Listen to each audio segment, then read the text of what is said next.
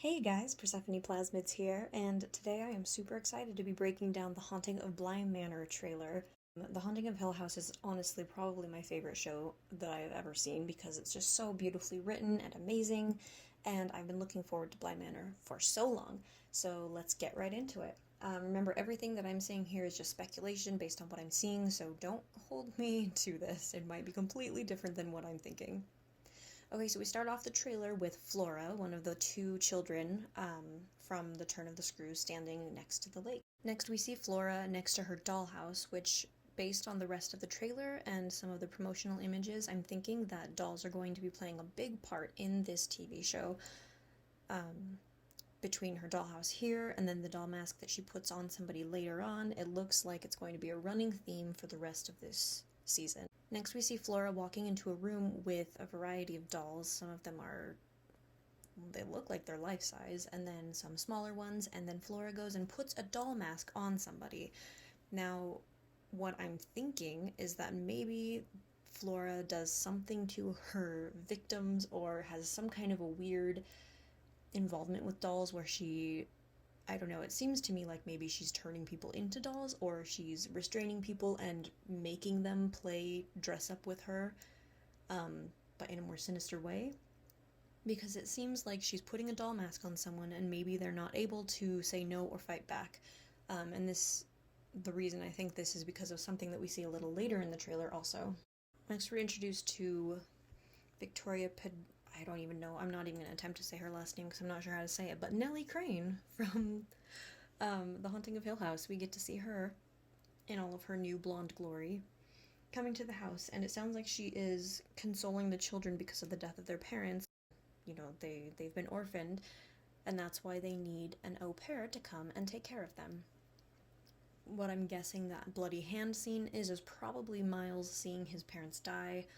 But again, a lot of the times trailers are cut in kind of a misleading way so that we think one thing and then it's totally different. So we see the au pair walking through the house. I'm sorry if I just keep calling her Nell because that's what I'm used to her being. And then she tries to comfort Flora, saying that her parents are still here, which again brings me to believe that somehow Flora is pulling some kind of a Norman Bates type of thing, where she's preserving people as dolls. But again, total speculation. That's just the feeling that I get from this, is that the dolls are going to come into play in a really creepy, sinister, like taxidermy type of way, which would be fantastic, but also just horrifying. And then we have the two staircases because it's season 2, so we don't just have one staircase anymore. Just kidding, I don't think that's why they did it, but that would be great. So next we see Tania Miller, who I don't actually know what her character's name is going to be, but I believe she's kind of in charge of the house, standing next to a crack in the wall. My interpretation of this is that this had something to do with the accident where the parents were killed, and maybe like the crack in the wall is leftover remnants of that. But again, who really knows? And then we see someone standing next to the lake. Based on her silhouette and her hair, I believe that is probably the first au pair that had drowned in the lake. Played by Tyra Sheriff, so Miss Jessel. We get a quick shot of Luke Crane, also known as Oliver Jackson Cohen. Next we see Raul Colley with Tania Miller talking to him about how she's having other people's dreams. And I'm just going to go out on a limb and say maybe it's either the kids influencing that or the dead parents' ghosts. Then we've got Victoria's character walking into some kind of a dark room where we see one of the big reasons why I think that some kind of a Norman Bates thing is going on in this house. We see a doll that moves, but it's not a doll. You can tell it's actually a person with a doll's mask on it, just like we saw in the beginning with Flora putting a doll mask on somebody. So that's kind of why I'm thinking that maybe Flora is doing some kind of a demonic taxidermy work with these people to preserve them. Just like how Victoria's character was saying, oh, they're never actually gone and they're never going to leave you because they'll always be here. And I think maybe Flora took that a little bit too literally. The next scene, we see somebody walking towards the lake, and I really originally wanted to say that it was Victoria, but she has dark hair, so I'm not actually sure who that is. Then we see the au pair giving Flora a bath, and as she looks over her shoulder, she sees that the dollhouse is opening. Now, it's important to note that the dollhouse actually looks just like Bly Manor, so I'm guessing, again, that this has something to do with the creepy dolls that Flora surrounds herself with, and that I'm pretty sure she or somebody is using to either trap the spirits of people or preserve them in some other not natural and very sinister way. We see Victoria, well, I guess Danny, I should call her by her character's name. We see Danny being pulled down in the lake by something, which is very reminiscent of Turn of the Screw and The Innocents, which is the movie from the 50s or 60s, which is also fantastic and you should check out. And then it cuts to Danny looking into the bathtub, because again, I'm thinking water is going to play a big role in a lot of the scares in this. Okay, so this next scene is particularly interesting. We see somebody in the background behind Flora, and it looks to me like they're wearing a dress, but it's not a normal dress. It looks to me like it's a doll dress, but made for an adult. And this is why I really think that Flora has some kind of a sinister thing going on where she is, I don't want to say she's taxidermying people, but she's doing something creepy and sinister with dolls and with somehow trapping or preserving people within these dolls. The person that's on the floor does not look like they are there willingly, and I think the fact that Flora is so calm probably means that she had something to do with this. Now, in an earlier promotion for this show, we saw this same scene where Flora was looking at this trunk that's in front of her, and you hear something behind her that sounds like somebody struggling to breathe, and then Flora turns around and shushes them. From what I can see, I think this is the same scene, and at first, the way that the promotional clip showed it, it looked like it was a ghost or something that was coming out to her, and then she, shushes them. But now, seeing this trailer, I'm starting to think maybe it's one of her victims, who she has dollified, and she's trying to quiet them down. Also, it's only a split second and you'll miss it, but as Flora turns from this person who's struggling behind her back to the chest, she has kind of a smirk, which is terrifying, and it shows that she's obviously not disturbed by what's happening behind her, so she had some hand in it. Next, we see somebody coming out of the water, and it looks like they have no eyes, just skin over where their eyes should be. Next, we see Tania Miller's character. She grabs the back of her head, and then it gets pulled, and what I'm thinking is happening here is it looks like she's reliving something where somebody with long hair has their head pulled back, which again she talks about earlier in the trailer, that she is dreaming somebody else's dreams, and I'm wondering if maybe it's Miss Jessel because she has long hair, and kind of showing how she died. And now Tania Miller's character is experiencing this as she is feeling her hair pulled back. We then get a quick shot to someone being pulled into the house. We have a couple of quick shots of various spookiness. And then Miss Jessel's character in the water, probably when she drowned.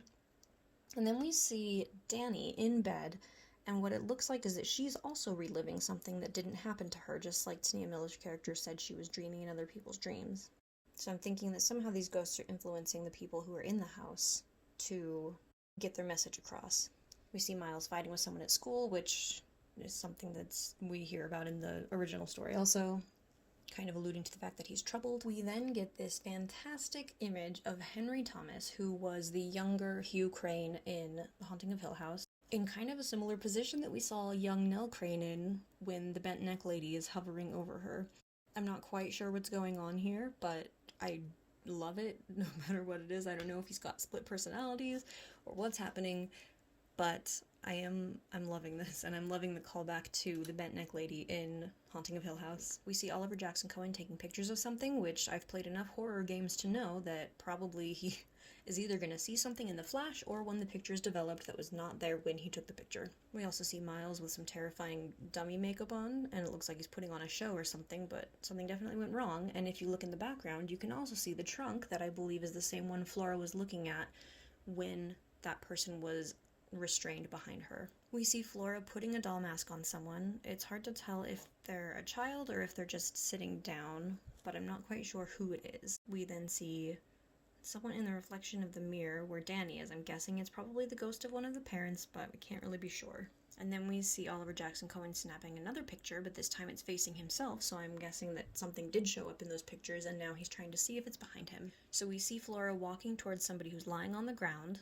We're seeing it from their perspective, so I'm guessing it is either someone who has passed out, or it might be one of her victims that she has dollified, and we see Miles standing behind her, so he's clearly in on it also.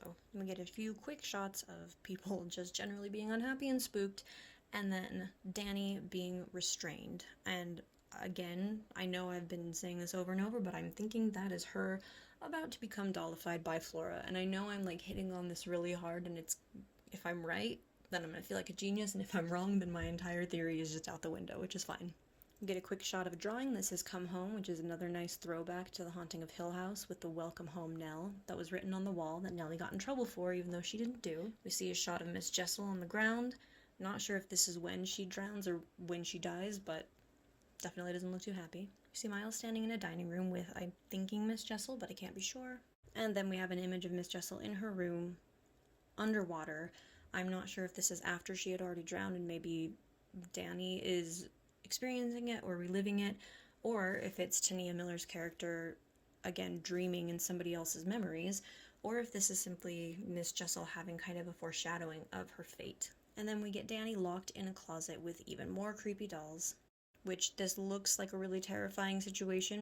I think this is actually going to be early on in the series, and it's just going to end up being a harmless prank where she's like, "Let me out," and then they open the door and say that she was overreacting. But it plays really well for a trailer. At the end of the trailer, we get Danny standing in the kitchen in the middle of the day with the rest of the family around her, and some hands come out and grab her. Now, just like The Innocents, the movie that was based on The Turn of the Screw, I'm guessing that this is the spirit of the person who is kind of harassing Danny throughout this story. And then we get the title screen.